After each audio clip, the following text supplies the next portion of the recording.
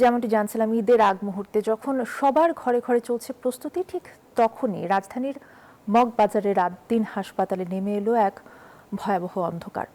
6 ঘন্টার ব্যবধানে একটি ওয়ার্ডেই প্রাণ হারালো 11 নবজাতক। স্বজনদের অভিযোগ, এসির বিষাক্ত গ্যাস লিকেজ থেকেই মৃত্যু। তবে হাসপাতাল কর্তৃপক্ষ এই সংখ্যা মানতে নারাজ।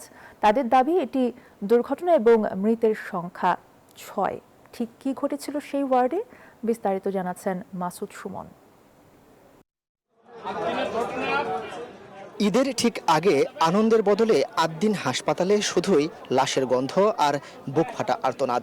এক ওয়ার্ডেই নিভে গেছে 11 নিষ্পাপ শিশুর জীবন প্রদীপ। আইসি রুমে নিয়ে গেছি, আইসি রুমে নিয়েতে সুস্থ আছে করে ফিরে দিছি। বসলাম কতক্ষণ পরে বলতেছে জান্নাতির বেবি তো মারা গেছে।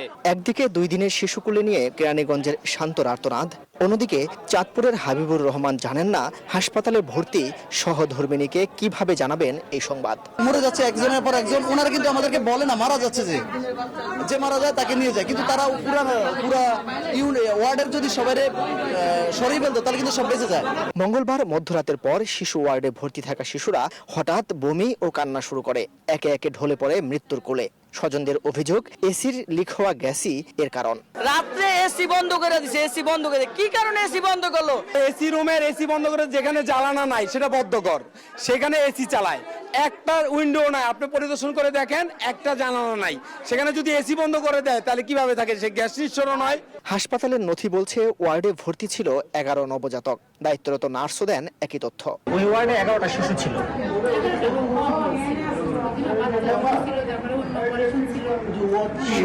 শিশু ছিল কয়জন?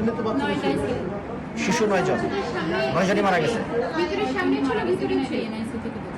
তাদের বয়স কত ছিল আপা? একটু দেখুন তো, নামগুলো যদি একটু বলতেন। তবে হাসপাতাল কর্তৃপক্ষ স্বীকার করছে মাত্র 6 জনের মৃত্যুর কথা। কোনো সুনির্দিষ্ট কারণ বলতে পারছে না তারা। আসলে ঘটনায় বাচ্চাগুলো অসুস্থ হয়েছে 6টার দিক থেকে।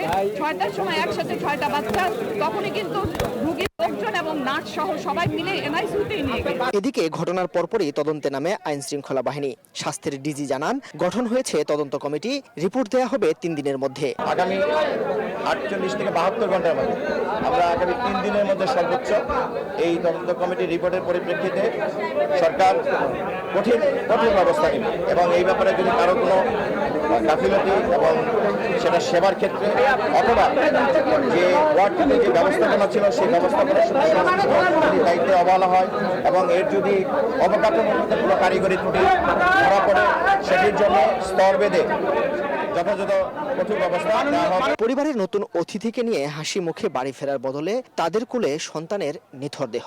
এর বিচারের দাবি এখন সবার মুখে মুখে। মাসুদ সুমন, নিউজ 24, ঢাকা।